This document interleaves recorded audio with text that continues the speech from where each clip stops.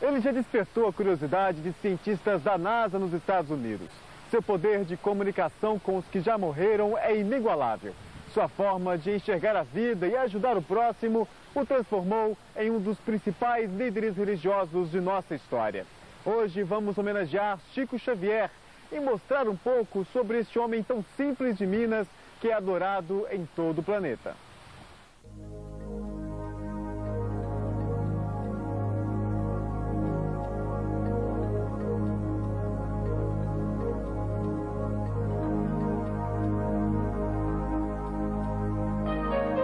Ele é um grande homem, é um homem do mundo. Com essa psicografia dele, essas cartas, ele me deu força para continuar, para lutar. Mas enquanto a gente não recebe, a gente não acredita piamente. Somente depois da primeira mensagem que nós realmente começamos a acreditar. Eu sempre costumo dizer que o Chico Xavier caminha por uma estrada bonita, que eu desejo caminhar. A partida dele de Pedro Leopoldo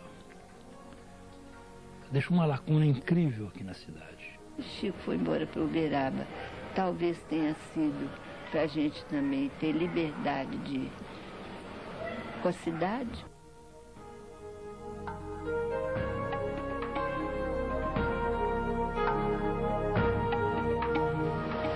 Jesus Cristo. Tem pouco? As pessoas hoje em dia têm pouco de Jesus Cristo? O povo está muito distante. A cidade tem 50 mil habitantes e fica a apenas 30 quilômetros de Belo Horizonte. Pedro Leopoldo cresceu muito desde 1910, quando no dia 2 de abril nasceu Francisco Cândido Xavier, com a ajuda da mãe, que morreu quando ele tinha 5 anos de idade, e da madrasta, que o incentivou a estudar a doutrina espírita. O jovem rapaz superou os desconhecidos sintomas de sua forte mediunidade. Desde pequeno via vultos, entrava em transe profundo e conversava com os mortos, inclusive com o espírito da mãe. Tais poderes não lhe deram uma vida confortável como a de muitos outros homens. Antes de seu pai se casar novamente, Chico foi entregue a uma madrinha que o fez sofrer muito. Já era funcionário desta fábrica de tecidos desde os 8 anos de idade. Trabalhou numa mercearia e em seguida foi ser funcionário público, exercendo a função de datilógrafo por 32 anos, até se aposentar. Nesta entrevista, Chico deu a demonstração de que não carrega sentimento de mágoa por ter apanhado muito e ouvir de desconhecidos que era um louco ao ter contato com os espíritos. Uma recordação alegre, porque ela está impregnada de dever cumprido. Chico sempre esteve muito doente. Na infância, sofreu uma moléstia de pele e foi atacado pelo mal de São Guido. Já adulto, foi submetido a cirurgias de hérnia e angina. Sua visão até hoje é deficiente. Com tantos sacrifícios, o médium já ultrapassou 70 anos de parceria com os que já se foram, revelando um mundo espiritual ainda difícil de ser compreendido por nós.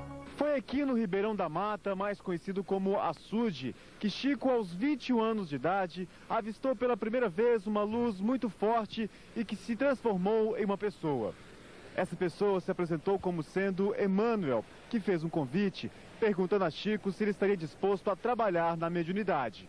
Mas, para isso, ele teria que respeitar 3 pontos básicos. O primeiro, disciplina. O segundo, disciplina. E o terceiro, também disciplina. E não é que Chico aceitou? A conversa com Emmanuel está narrada nesta placa. O livro de bronze guarda um dos primeiros poemas escritos pelo mentor espiritual.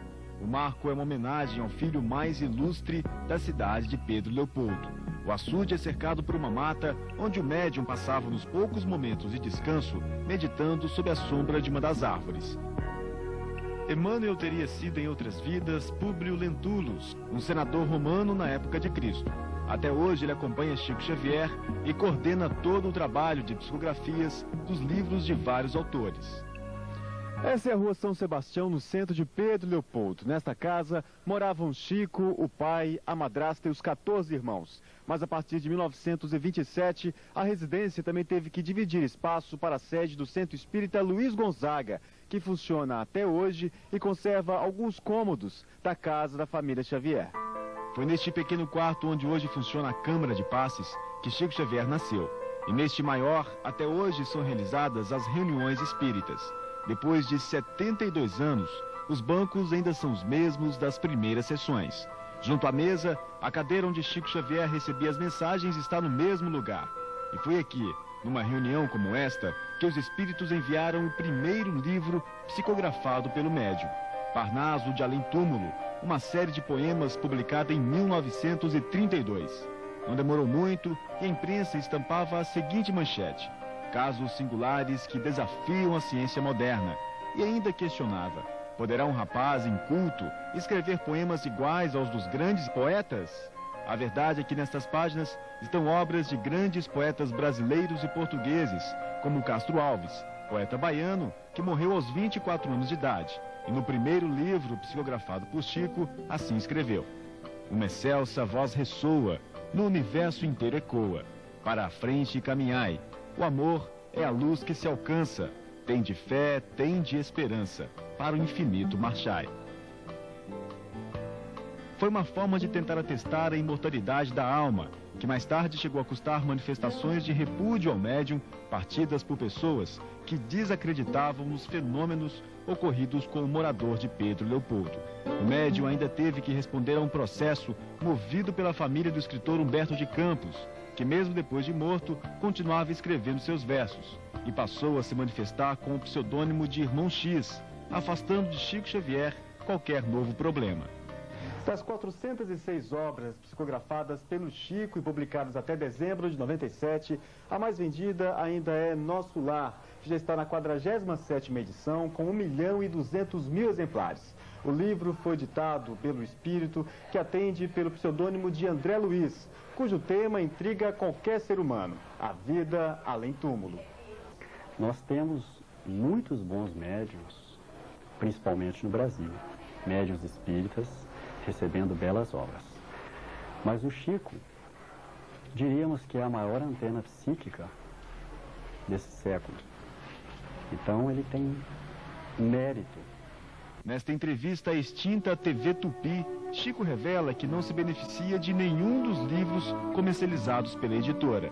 Os direitos doados às instituições espíritas do Brasil que os editam, em maior número, com a Federação Espírita Brasileira, sediada na Guanabara, e na Comunhão Espírita Cristã, aqui sediada em Uberaba. Os direitos autorais pertencem a essas instituições e a outras instituições espíritas que os publicaram. Já foram vendidos mais de 35 milhões de livros, traduzidos para 8 línguas, entre elas o japonês. Existem ainda versões em braille e hebraico, e é de Chico o recorde na vendagem de livros no Brasil. Na visão do senhor, que importância tem essas obras? Elas nos descortinam um horizonte novo, nos fazem entender a vida de outra forma, nos dão uma visão clara do plano espiritual, da reencarnação, nos dão a certeza da reencarnação, da justiça divina. Depois do intervalo, o momento de se despedir de Pedro Leopoldo, porque Chico Xavier teve que mudar de cidade e ir viver em Uberaba. E o encontro de nossa equipe com as irmãs do médium.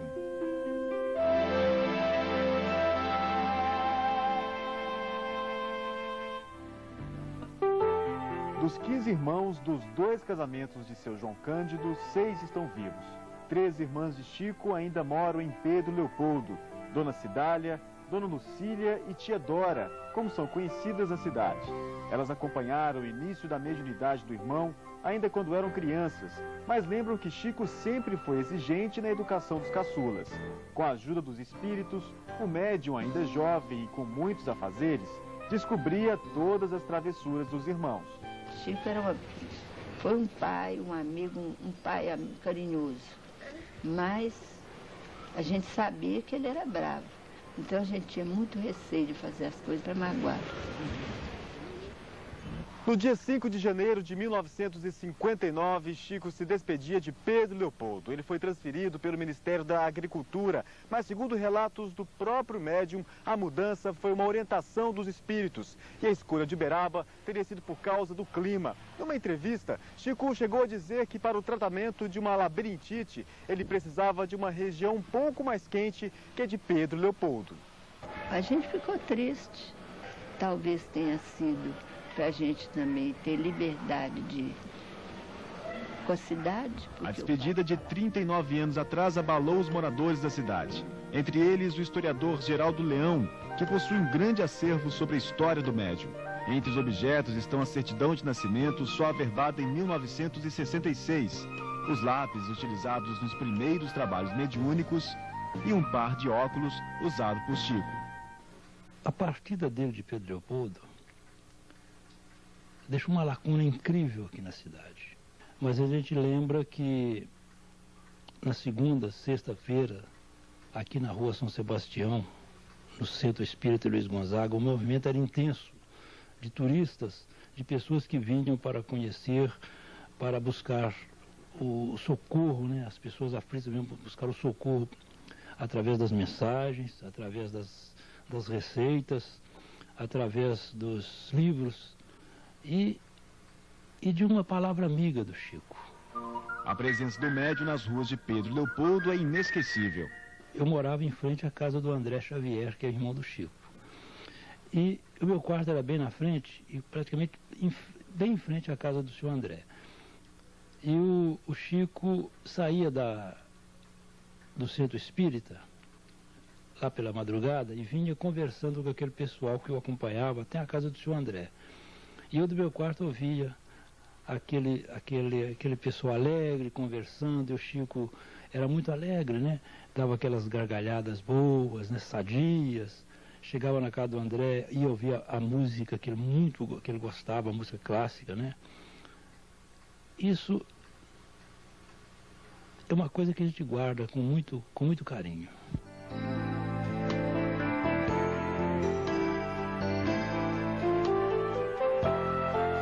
Dona Cidália Xavier lembra que seu irmão sempre teve poucas horas para dormir.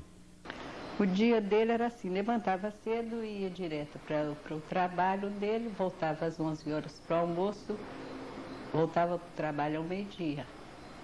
E era isso. Quando era 5h30, 6 horas, ele vinha em casa, tornava a voltar, só voltava meia-noite. Meia-noite, meia-noite e meia, 1h da manhã, porque ele gostava de psicografar lá também. A senhora ficava preocupada com ele? Porque... Eu não tinha preocupação com ele, sempre tenho preocupação com ele. Que tipo de preocupação a senhora tem?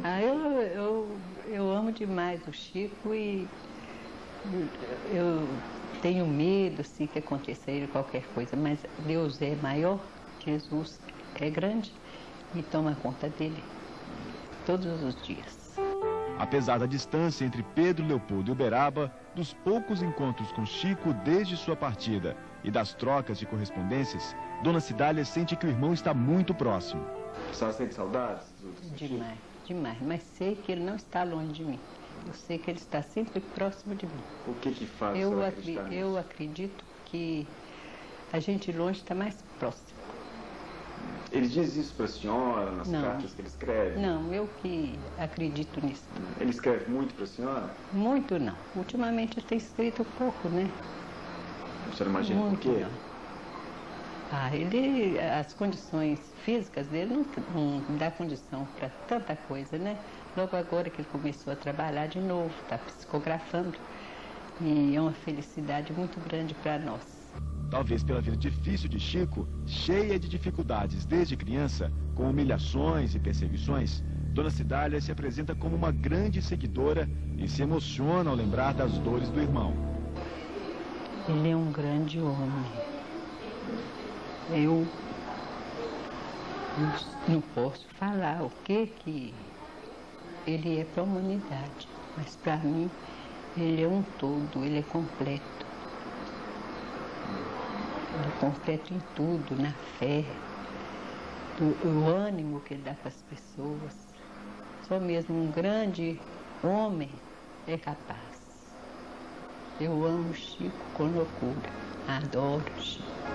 Eu amo demais até. Um beijo para você, um beijo para todo mundo que ama Chico, para você, Chico. Um beijo gostoso. Te amo.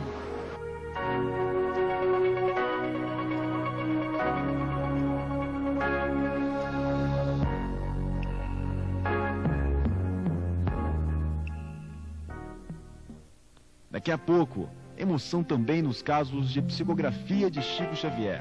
A justiça acata as cartas enviadas pelos mortos e se baseia nelas para absolver acusados de assassinato.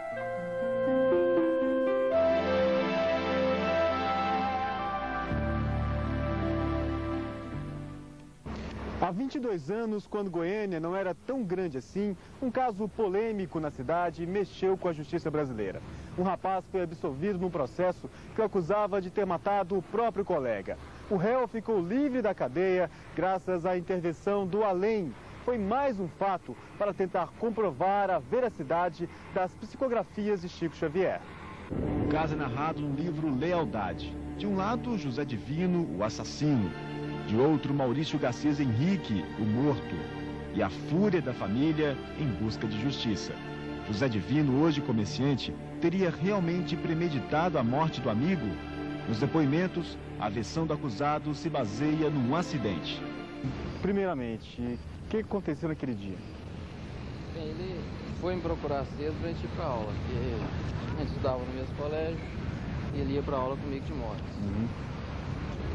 Ele pediu um cigarro para mim e eu não tinha cigarro. Aí eu fui ao quarto de dispensa onde meu pai guardava cigarro dentro de uma pasta. E ele abriu a pasta do meu pai para pegar o cigarro. E ele não achou o cigarro. Achou um revólver que meu pai tinha na pasta. Ele tirou esse revólver da pasta, tirou as balas do revólver, eu vi ele tirando.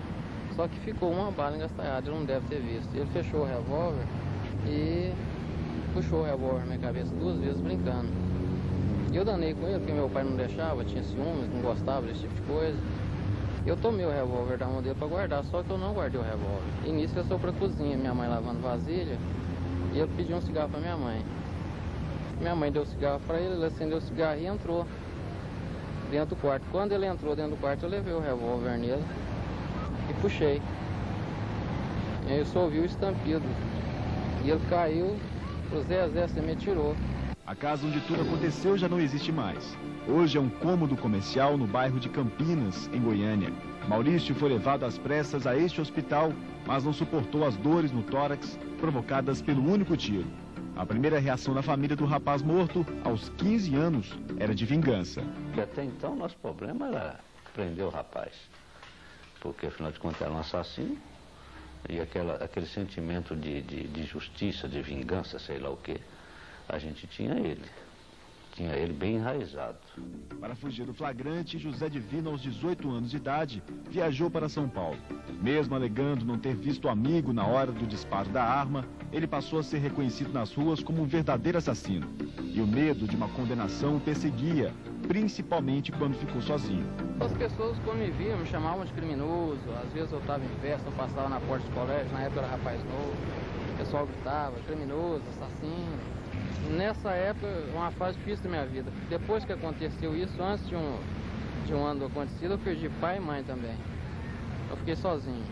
A perda do filho fez Dona de Janira procurar um conforto. 3 meses depois começou uma peregrinação atrás de um sinal que desse a ela a certeza de que depois de morto, Maurício estaria bem. A família recorreu à mediunidade de Chico Xavier.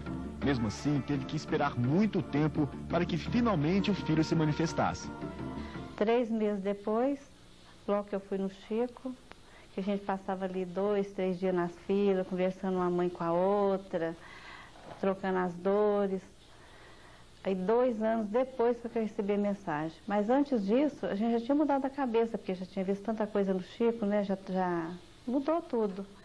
Depois disso, a gente já começou a pensar diferente, de tirar as acusações, Mudou, e não é só a questão de acusação também, é o alívio que deu, porque fora disso, por dentro, a gente tinha acabado, né? Eu tinha morrido, junto com ele.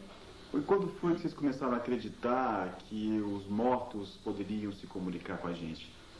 Até então era vazia. A gente via as mensagens, lia muita mensagem, comecei a ler muitos livros, mas enquanto a gente não recebe, a gente não acredita piamente. Somente depois da primeira mensagem que nós realmente começamos a acreditar. Porque as pessoas outras que leem a mensagem talvez não sintam isso. Mas a gente, como pai, tem coisas nas entrelinhas, palavras nas entrelinhas, que só a gente sabe, que só a gente conhece. E a gente vê que é realmente do próprio espírito, do próprio Maurício. Então foi aí sim que nós demos valor. Ao todo foram 22 cartas enviadas pelo filho de Dona Djanira e do comerciante José Henrique. Em todas, Maurício inocentava o amigo que disparou o tiro e pedia que a família não fosse adiante com o sentimento de vingança. Essa é a segunda mensagem, a terceira, a quarta mensagem, que ainda me chama a atenção, que meu coração ainda estava duro ainda. Apesar de receber, apesar de acreditar, eu ainda tinha aquele sentimento de justiça, de querer ver o rapaz preso. Aí ele me chama a atenção, que ele fala numa dessas mensagens lá que eu tinha que acreditar nele, que ele estava falando era verdade, que realmente o rapaz não tinha culpa. Ser pai é diferente de mãe, né? E realmente eu, depois dessa outra mensagem que ele me chama a atenção para que eu aceite as palavras dele como verdadeiras, foi a partir daí realmente que, apesar de acreditar desde a primeira mensagem, foi a partir daí realmente que o meu coração começou a amainar, eu comecei a ver, já não interessar mais na condenação do rapaz. Eu perdoei, mas a mágoa carrega. Não consegui falar que amenizou, que tirei a mágoa dele, não. Perdoei. Perdoei, não quero saber se está bem, se está mal, entendeu? Perdoei. Vocês não têm mais notícias do José Divino? Não, nunca mais tive notícias dele. Por quê? Não nos interessamos mais em saber da vida dele. José Divino tomou conhecimento das cartas de Maurício através da imprensa. Houve detalhes nas cartas, detalhes que nem no meu depoimento eu citei, eu não lembrava. Eu fui lembrar quando eu li as cartas psicografadas. Então não tem como negar. São coisas que só eu e ele sabia.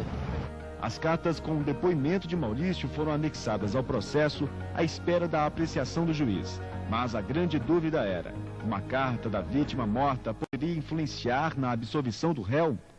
A seguir você vai conhecer o juiz, que num caso inédito, deu a sentença baseando-se numa psicografia de Chico Xavier.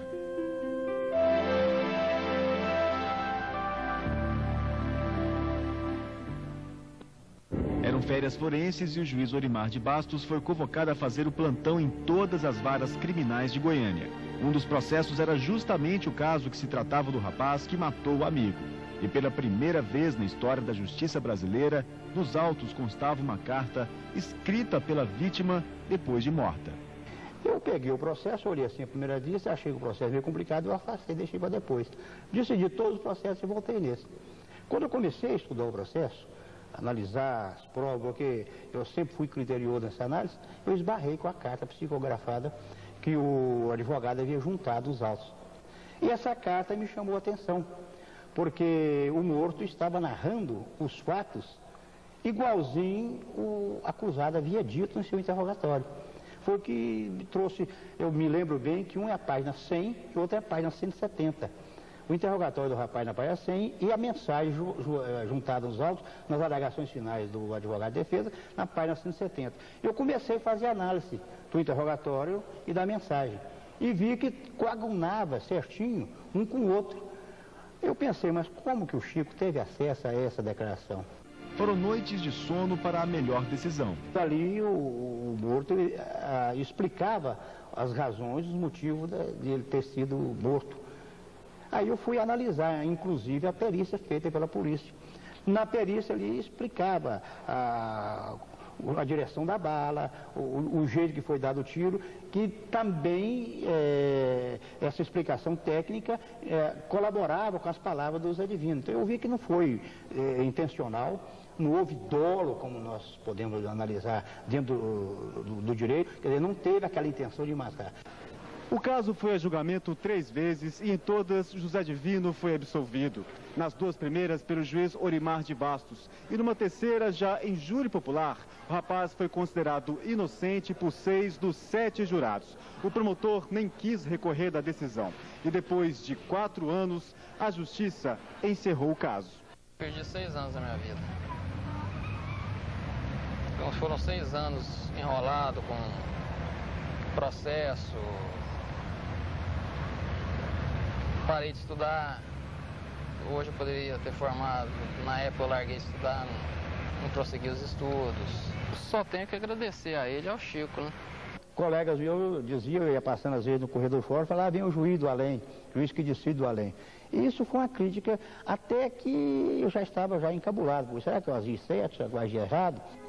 Se não chega a tanto, pelo menos o juiz Orimar de Bastos, por intermédio de Chico Xavier, também recebeu cartas de colegas que já se foram. Ele veio receber uma carta psicografada, dirigida a mim, através do espírito do Dr. Adalberto Pereira da Silva, que foi juiz em Piracanjuba, onde eu também havia sido juiz, e ali ele veio narrando o porquê que eu fui envolvido nessa decisão. O juiz Orimar de Bastos hoje está aposentado, mas exerce a função de advogado no estado do Tocantins. As lembranças do episódio que quase levou José Divino para trás das grades deve virar outro livro. Juiz e réu se viram muito pouco. José Divino acompanhou toda a entrevista no salão do júri do Fórum de Goiânia, disfarçado de operador de iluminação de nossa equipe. Escutou atentamente o que nunca teve a oportunidade de ouvir antes. Se houvesse a condenação, o Divino hoje talvez seria uma pessoa estigmatizada. E eu acredito que a justiça foi feita. E a justiça foi feita, vão acentuar, graças àquela mensagem que foi ali dentro. Por isso que eu acredito e sempre falei e falo. Temos que dar credibilidade às palavras de Chico Xavier. Porque se fosse qualquer um outro, talvez a gente não acreditava. Mas com o Chico a gente tem que acreditar. Você acha que o juiz agiu certo mesmo, José Divino? Mas eu sei que é o José Divino? Esse é o José Divino. Eu não conhecia ele, tá vendo que eu não conhecia ele? Você já chegou a falar isso que o senhor me falou ali pro José Divino? Não, aliás, eu ouvi o José Divino uma vez só. Eu não conheço o José Divino. Agora você me falou que esse moço aqui é o José Divino, até foi uma surpresa que eu tive e tenho o prazer de dizer realmente, eu apliquei a justiça. Eu acho que se realmente você fosse condenado, você teria um estigma na sua vida. Porque eu tenho certeza absoluta, como eu disse no processo, você não fez aquilo por querer, aquilo foi um acidente. Eu tenho certeza que ficou marcada a vida toda você com isso aí. Mas eu acho que Deus é muito grande e você deve saber que foi uma aprovação que você teve, né? A família foi feita à vontade de Maurício inocentar o amigo. Há muito tempo, Maurício não se comunica. A última notícia foi dada pelo próprio Chico Xavier. Ele estaria estudando engenharia elétrica no plano espiritual. Mas antes de se dedicar à nova tarefa, o jovem deixou, através de Chico Xavier, mensagens para confortar a família. Peça a meu pai, para que no íntimo aceite a versão que forneci do acontecimento que me suprimiu o corpo físico. Não se procure culpa a ninguém. Tudo está encerrado em paz. Outros casos, como o de Maurício, surgiram nos tribunais brasileiros. A Psicografia ante os Tribunais é um livro que trata justamente do assunto. Chico Xavier chegou a ser interrogado para um processo instaurado em Gurupi, Tocantins, em que um rapaz matou o irmão. Através do médium, o espírito do morto também pedia a absolvição do acusado. Mas e quando Chico partia? Será que os espíritos que se comunicam com o mundo através dele deixariam de enviar as suas mensagens e livros? Bem mais modestos que o grande espírita, alguns homens já trilham o mesmo caminho. Coincidência ou não, vivem em Uberaba e já trabalharam com o médium. Tanto que a existência dos discípulos de Chico Xavier já corre pelo Brasil. Nós estamos em frente ao Centro Espírita Aurélio Agostinho, onde trabalha o médium Celso Almeida. O centro fica lotado de caravanas do país que chegam a Uberaba na sexta-feira, dia em que são realizadas as reuniões públicas. A maioria é formada por mães que vieram tentar um contato com filhos que já desencarnaram. É sempre assim. Quem deseja receber notícias de alguém que já morreu, deixa anotado o nome e datas de nascimento e de morte do falecido. Mas nem todos são atendidos. Durante 1 hora, o espírita Celso Almeida utiliza um lápis e, com uma velocidade fora do comum, escreve notícias enviadas por moradores do plano espiritual. Em média, são 6 mensagens recebidas e todas são lidas para o público presente. O reconhecimento através de detalhes contidos nas psicografias é imediato. E não me falta o socorro daqueles que me chegam através da bondade de Deus para o auxílio que me socorre à dor da saudade. No sábado é a vez de buscar ajuda de outro médium que também recebe mensagens dos mortos. Carlos Bacelli já trabalhou por vários anos com Chico Xavier. Nas suas reuniões, também realizadas aos domingos, está boa parte das pessoas que no dia anterior foram até Celso Almeida. É uma busca incansável de conforto para mães que perderam filhos em tragédias, como esta senhora, que saiu de Montevidéu, no Uruguai, atrás de notícias confortantes da filha. Esta mensagem me ha ajudado a sobrellevar o dolor da pérdida. Sentimento de alívio por causa do contato via carta parece não envolver somente os que ainda estão por aqui. Do outro lado da vida também a saudade. As boas lembranças do convívio com os encarnados partem junto com a alma. E quando ele disse que ele estava se sentindo um ator com tantos holofotes, isso ficou evidente, porque meu filho era uma pessoa muito alegre, muito brincalhona, e tudo que está aqui veio assim, dando um conforto que não tem palavras para explicar. Mas estes 2 homens seriam mesmo sucessores de Chico Xavier? E se o Bacelli partir primeiro que ele? E Chico acendeu uma grande fogueira e que nós, os outros médios, não passamos de lenha para essa fogueira, não é? E o termo discípulo de Chico caberia a Bacelli e Celso?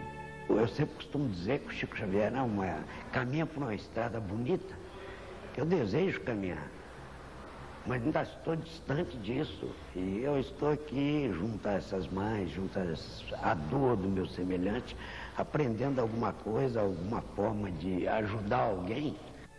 O curioso sobre as pessoas que procuram os médiuns de Uberaba é que a maioria, para buscar um contato com os espíritos, ignora a diferença das religiões. Essas pessoas vêm aqui trazidas pela fé em Jesus Cristo e na imortalidade da alma. E se aqui vêm é porque acreditam na possibilidade do intercâmbio com esses familiares de além-túmulo. Porque nós precisamos ainda entender que esse problema de religião, ele ainda é muito pequeno diante da vida infinita, não é? Nós não podemos encarar religião como nós encaramos, por exemplo, times de futebol. A peregrinação termina no Grupo Espírita da Prece. Depois do intervalo, você vai ouvir depoimentos de pessoas que convivem com Chico Xavier e ver a paciência do médium em apertar a mão de todos que o procuram.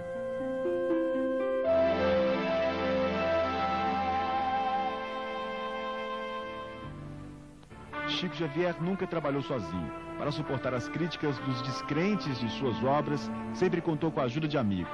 Os boatos já mataram o médium várias vezes. Muito bem essa história da morte. É mentira, não é?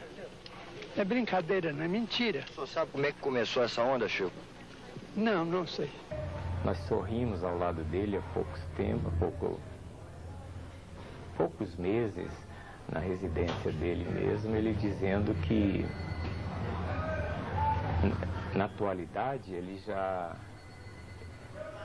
está com a passagem comprada, mas que a empresa não quer levá-lo.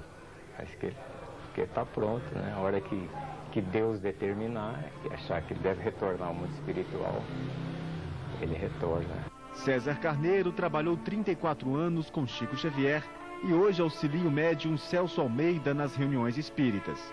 O trabalho ao lado de Chico fez com que escrevesse o livro Encontros com Chico Xavier, que, segundo o próprio autor, reúne 56 casos de ensinamento e conduta de seu grande mestre. Os amigos auxiliam o médium nos trabalhos em que Chico não pode estar presente por causa da saúde precária. São mais de 2.000 entidades assistenciais que praticamente sobrevivem graças à ajuda de Chico. O asilo em frente à casa do médium é um exemplo. Para manter os 28 internos, a casa conta com a venda de livros psicografados por Chico. Membros do Grupo Espírita da Prece ainda trabalham durante a semana. Distribuem alimentos para cerca de 700 pessoas carentes de Uberaba. Aqui elas aguardam para poder participar de um jantar especial, servido todas as quintas-feiras. Nossa equipe acompanhou o esforço dos voluntários num dia ainda mais especial, 2 de abril, data do nascimento de Chico. Tem gente que às vezes não tem uma carne para comer, tem gente que come só angu na janta, às vezes no outro dia não tem nada para comer, tem muita pessoa que está satisfeita, sim. Na década de 80, a distribuição de cestas de alimento no Natal reunia multidões de humildes que formavam uma fila quilométrica no bairro onde funciona o Grupo Espírita da Prece. Essa senhora, conhecida como Dona Yolanda César, de São Paulo, era a grande patrocinadora da distribuição, que hoje, mais modesta, é realizada semanalmente pelos companheiros do médium em Uberaba. O movimento aos sábados, em frente ao Grupo Espírita da Prece, é engrossado pelas famílias que passam o fim de semana em Uberaba em busca de conforto. A notícia de que Chico estaria frequentando as reuniões da casa ajudaram a aumentar o número de fiéis, que fazem plantão desde cedo para poder se encontrar com o médium. Na sua simplicidade, na sua humildade, este homem conseguiu transmitir para todo mundo espiritualista exatamente a mensagem que deveria ser concedida a todos aqueles que se dedicam aos estudos espiritualistas, independente de crenças. E que eu gostaria de estar sempre ao lado dele para aprender com ele a humildade, o amor, a caridade que ele pratica. Para mim ele é um espírito de luz, tá? Que veio aqui para ajudar muita gente e cumprir a missão dele na Terra. É um anjo que Deus mandou para trazer luz para a gente. Muita paz. Mas quem procura Chico? O espírita João Cuim, também autor de livros sobre o médium, esteve junto a ele por longo tempo. Geralmente, as pessoas mais abastadas, mais assim, aquinhoadas, o procuram por causa de dores íntimas, né? Depois de 4 anos sem sua recuperação, pôde estar de volta a casa. Quem trabalhou mais, a medicina entre os homens ou a medicina espiritual? Olha, eu tenho muita fé na medicina dos homens, mas a medicina da espiritualidade deve ter ajudado bastante também para que corresse tudo bem, para que ele voltasse a estar junto conosco na Casa da Prece. Chico é sempre acompanhado por Eurípides Higino dos Reis, dentista, e que o médium tem como um grande filho adotivo. A debilidade física limita suas mãos, que lentamente preenchem as folhas de papel com palavras ditadas pelos espíritos.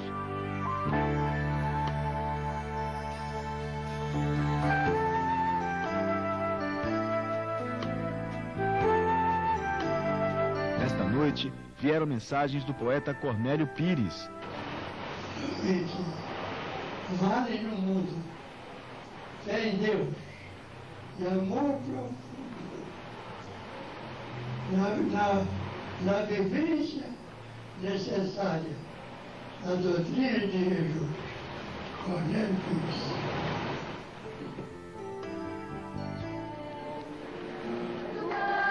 Da reunião espírita, Chico não vai embora. É chegado o momento mais esperado por todos. Para receber a multidão que quer vê-lo, foi organizada uma fila para que cada um possa realizar o grande sonho, que é entrar no centro e receber, mesmo que por alguns segundos, o cumprimento do médium.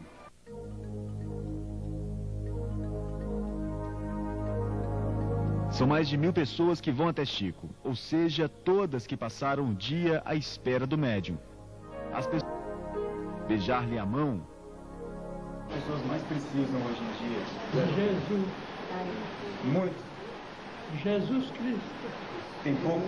As pessoas hoje em dia têm pouco de Jesus Cristo. O povo está muito distante. Jesus Cristo. Mais do que de pão. Mais do que de pão. De pão, tem muita assistência. Abre o coração para Jesus. Abre o coração para Jesus.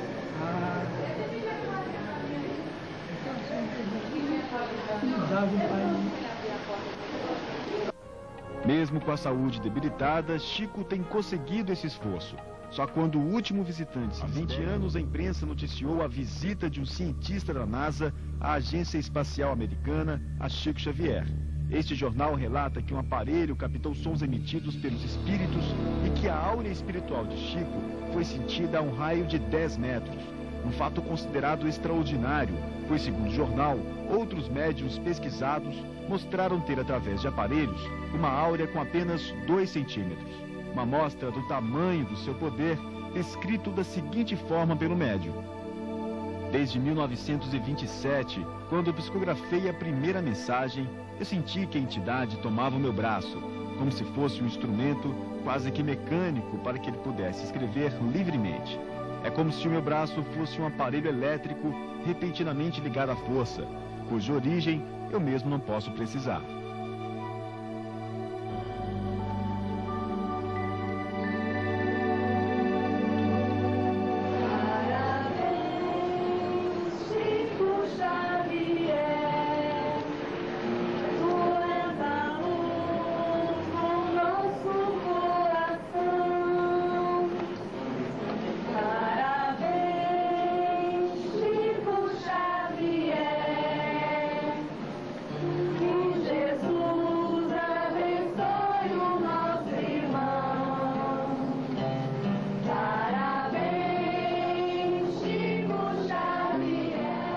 Este programa foi uma iniciativa das emissoras do Sistema Integrado de Minas, TV Ideal, TV Integração e TV União. A sua produção só foi possível graças ao apoio expressivo do Dr. Eurípides dos Reis e da Comunidade Espírita do Triângulo. Agradecemos a Maria Luísa Mendanha, responsável pela produção deste programa. O Sistema Integrado de Minas agradece especialmente ao jornalista Fábio Castro, que com precisão e sensibilidade passou à tela toda a pureza e dedicação espiritual do grande médium e maravilhoso homem que é Chico Xavier.